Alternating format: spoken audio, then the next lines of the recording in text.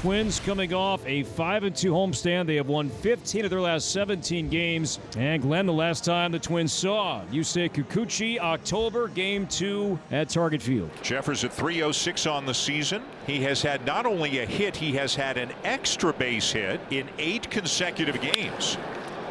This one is lined to left and caught by Davis Schneider for the first out of the ballgame. He hit that one hard, but this has been a tough stop for him. He is just now 1 for 24 here at Rogers Center and has only 2 hits in 34 at-bats against the Blue Jays. The shallow center field. Varsho racing in, coming on, won't get there as it lands. And this is hit up the middle and into center field, a base hit. It was a curveball. So Castro going down to that bender and hitting it hard up the middle. Twins threatening right away, and they've made good contact. And now Jose Miranda, a homer, 6 doubles over his last 11 games. To the right side and into right field, a base hit. And Correa's going to round third, try and score. He will. Throw goes to third base, not in time, and the Twins are on the board. So Miranda with an RBI single to right scores Correa. Castro makes third, and it's 1-0, 4 batters in. This is popped up shallow right down the line. Biggio coming over, makes the catch. The runner will take a few steps and then a retreat. And a good one-hop strike to the plate by Cavan from right. There goes the runner from first. They're going to throw through and now throw back to the plate, and he is out. A strike from Isaiah Kiner-Falefa as the Twins tried to score a run, but IKF nails him at the plate. Boy, he sure does, and this is a design play. Danny was going to throw through, and IKF comes in front of the bag. Watch the second baseman.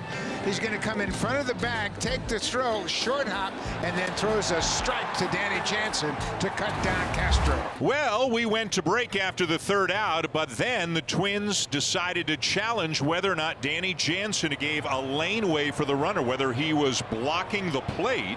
Well, right there, he was in fair territory, and that's the criteria. You start in fair territory, and then he goes into the baseline. I don't think there's anything wrong with that at all, and I applaud Danny for the tag. And after review, the ruling on the field is confirmed that the runner is out. There was not a violation of the blocking rule.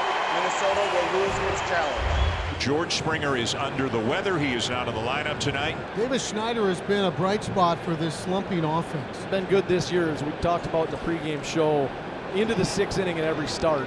Rocco Baldelli mentioned today before the game that he thought that Joe has been carrying his velocity deeper into games, and I think that is true. His velocity is up this year, but also not throwing as many. I think he's able to maintain his strength a little deeper into the games. And that is on the outside corner for strike 3. So Schneider strikes out looking.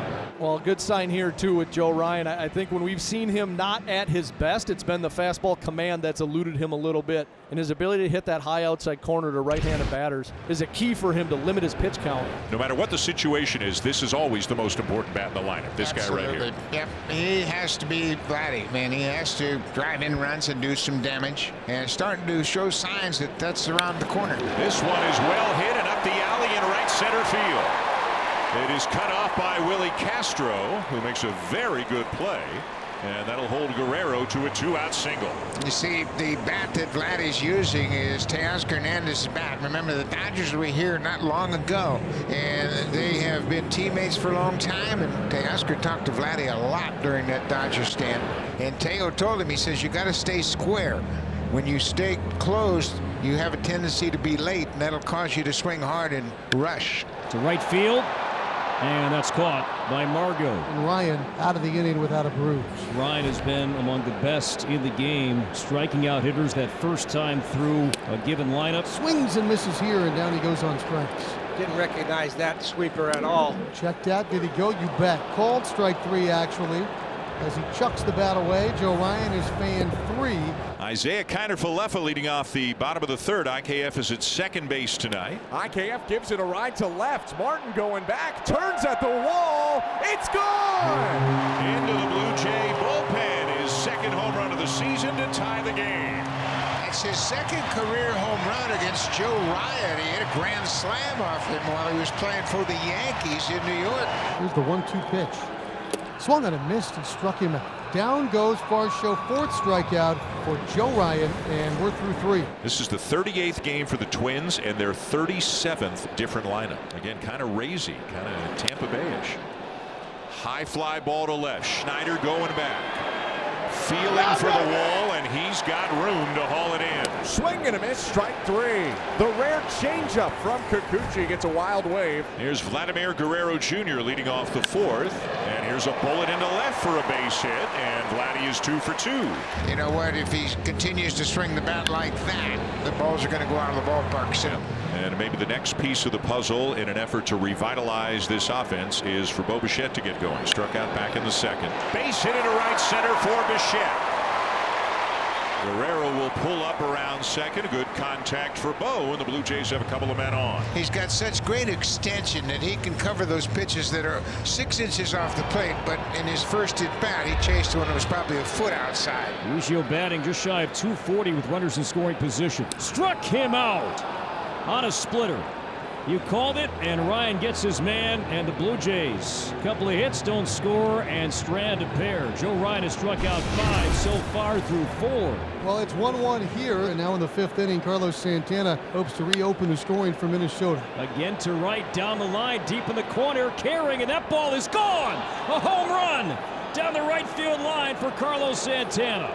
His 5th this season, 3rd hitting right-handed, and the Twins regain the lead. It's 2-1. That was a beautiful swing on a 97-mile-an-hour fastball with 2 strikes. And he went out there and extended and got it, kept it fair. And then the rally sausage came out, and doink!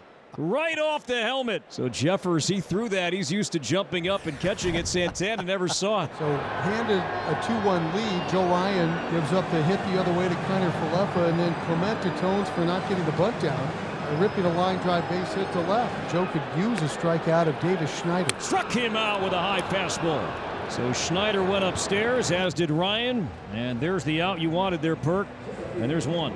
Now the infield comes in. All 4 spots as Varsho lines it to first. That's caught by Santana. A rocket, but Santana was there, and now Ryan needs one more. 2 down, and Guerrero's coming up. And the 1-2 pitch, line to right field. Margot in, going back. He's got it, and the inning is over. The Blue Jays had 2nd and 3rd, nobody out, but Ryan retires 3 straight hitters. Joe Ryan's been good tonight. He's back on the mound for the 7th, but 6 innings of 6 hits, 1 run. No walks, 6 strikeouts for him. Swung on and missed. He struck him out. 7th strikeout for Ryan. And just as Kikuchi's been in an absolute groove, retiring 19 of 20, Joe Ryan now is retired 8 in a row. Again, the 2-2. Weakly to short. Correa charging on the run, throws him out, and a brilliant 7 innings once again. 9 in a row retired by Ryan. He's through 7 one-run innings tonight. Yusei Kikuchi becomes the first Blue Jay starter to pitch into the 8th inning this season. And a swing and a miss to get him. He made quick work of Kyle Farmer for the first out here in the 8th inning. Popped him up. Guerrero freezes at first, walks to his left, shuffles back right, makes the catch to end the inning. Yusei Kikuchi.